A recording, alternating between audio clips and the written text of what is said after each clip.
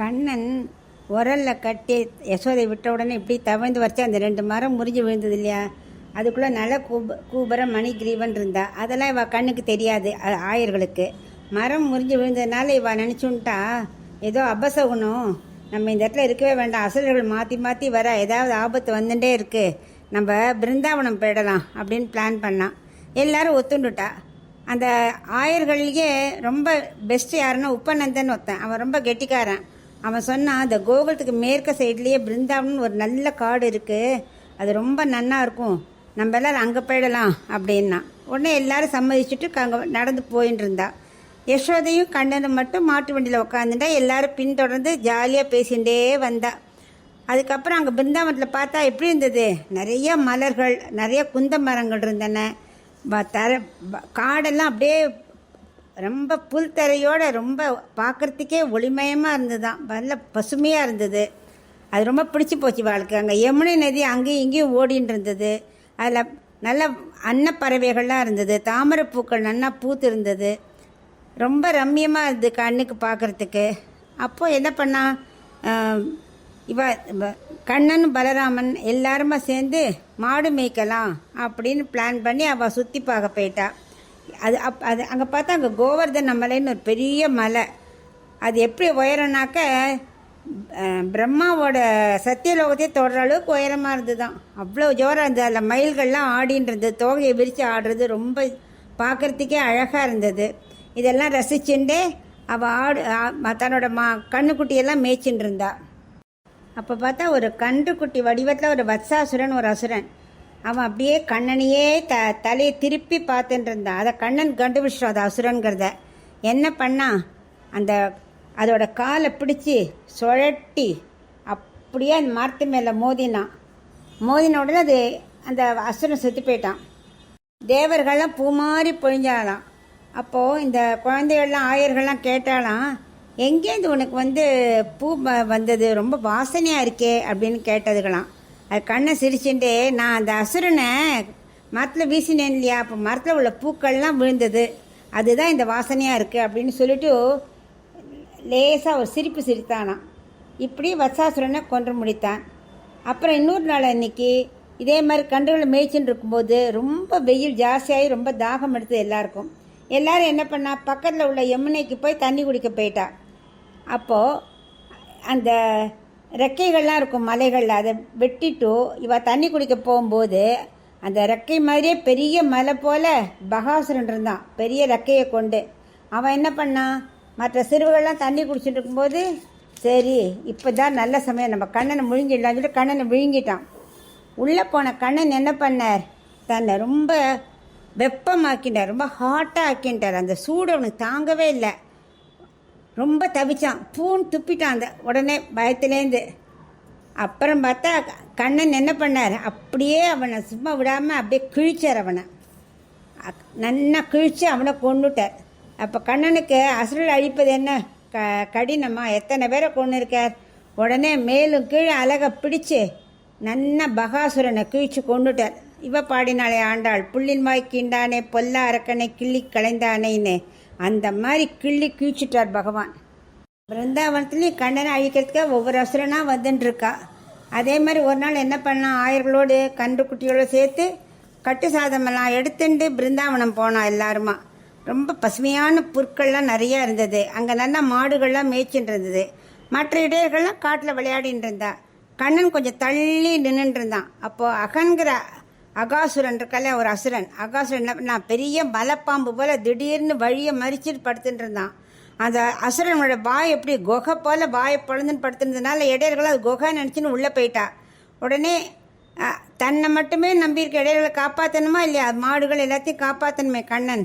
அதனால என்ன பண்ணான், தன் அடியார்களை பகவான் காக்கணும்னா ஃபஸ்ட்டு போய் நிற்பார் இல்லையா, அந்த இடையர்களுக்கு கண்ணன் அனைத்தும் தான் தாங்கிறது அவள் சரணடைஞ்சவா இல்லையா.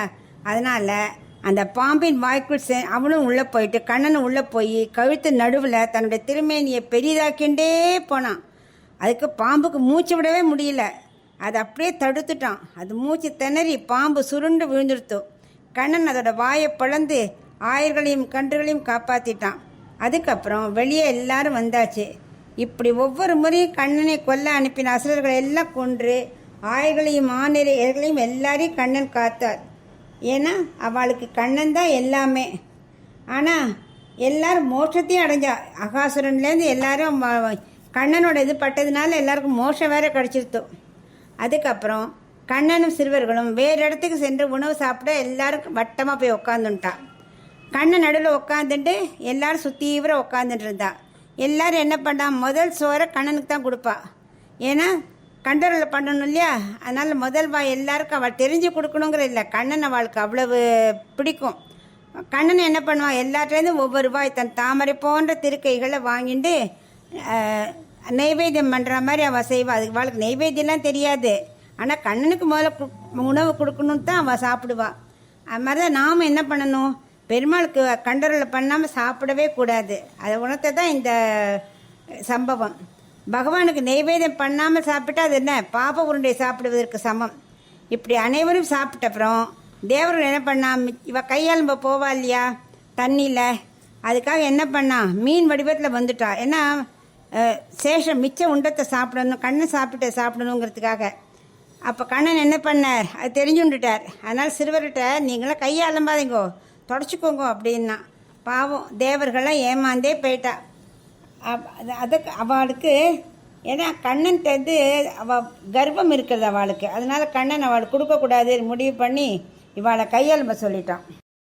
சட்டையிலே கையை தொடச்சிக்க சொல்லிட்டான். அலம்பக்கூடாது, தொடச்சிக்கோங்கோ அப்படின்னு சொல்லிட்டார்.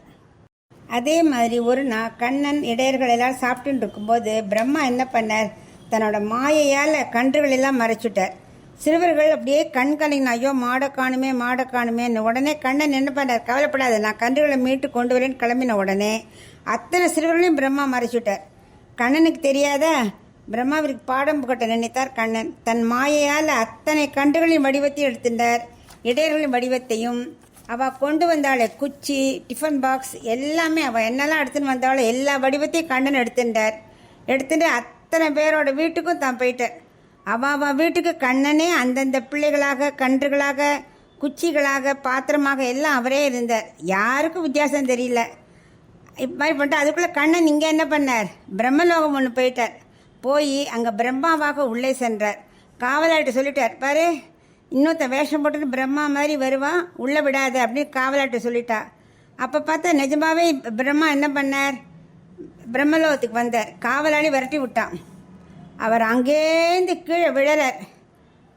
உண்மையான பிரம்மனை விரட்டி விட்டது. அவர் என்ன பண்ணார், கீழே விழறதுக்குள்ளே 1 வருஷம் ஆயிடுத்து. நிமிர்ந்து பார்த்தா குட்டி கண்ணன் இங்கே உட்காந்துட்டு இருக்கார். அவர் திருப்படியில் வந்து விழுந்தார் பிரம்மா. அப்படியே பிரம்மா பார்த்து அசந்து போய் இப்போ தான் அவர் கர்வம் ஒழிந்தது. பிரம்மாவிற்கும் தலைவனான தேவாதி தேவன் அல்லவா, அவனை வணங்கி மன்னித்தரல பிரார்த்தித்தான். பிறகு என்ன பண்ணா, தான் மறைச்சி வச்ச கன்றுகளையும் ஆயர்களையும் எல்லாத்தையும் கண்ணன்ட்ட கொடுக்க, அவள் வீட்டுக்கு போக அங்கே வடிவம் எடுத்துன்னு வந்தார் கண்ணன். அது எல்லாம் அப்படியே மறைஞ்சு போயிடுது. எல்லாமே எப்படி ஒரு லீலை கண்ணன் பண்ணி அவளை அனுபவிக்க வச்சிருக்கார். அடுத்த வதம் தேனுகாசுர வதம் பார்க்கலாம். தேனுகன் ஒரு அசுரன். ஒரு தடவை கண்ணன் பலராமனோடு எல்லா மாடுகளையும் கொண்டு மேய்க்கும் போது இப்போ பசு மாடுகளை மேய்க்க ஆரம்பிச்சிட்டான். கொஞ்சம் 6 வயசு மாதிரி ஆயிடுத்து இல்லையா, மாடுகளை மேய்க்க ஆரம்பிச்சிட்டான். அப்படி போகும்போது தன்னோட நண்பனான ஸ்ரீதாமன் சொன்னதை கேட்டு தேனுகன்கிற அசுரனின் காட்டுக்கு சென்றார். பலராமன் அங்கிருந்த பனைமரங்களை உலுக்கி பழங்கள் எல்லா பக்கமும் கீழே விழும்படி பண்ணான். அப்போது அங்கே கழுத வடிவில் அங்கிருந்த தேனுகாசுரன் சண்டையிட வந்தான். அப்போ கண்ணன் என்ன பண்ணார், இந்த அசுரனிடமிருந்து பசுக்களை பாதுகாக்க பலராமன் தேனுகாசுரனை கொன்றான். பிறகு சுவையான பழம்பழத்தை அனைவரும் சுவைத்து கொண்டே இன்னும் நிறைய பழக்குவியல் எடுத்துக்கொண்டு அவள் வீட்டுக்கு திரும்பினான். அப்படி ஒவ்வொரு தேனுகாசுரன், பகாசுரன், நகாசுரன் எல்லாரையும் கண்ணன் அழிச்சார்.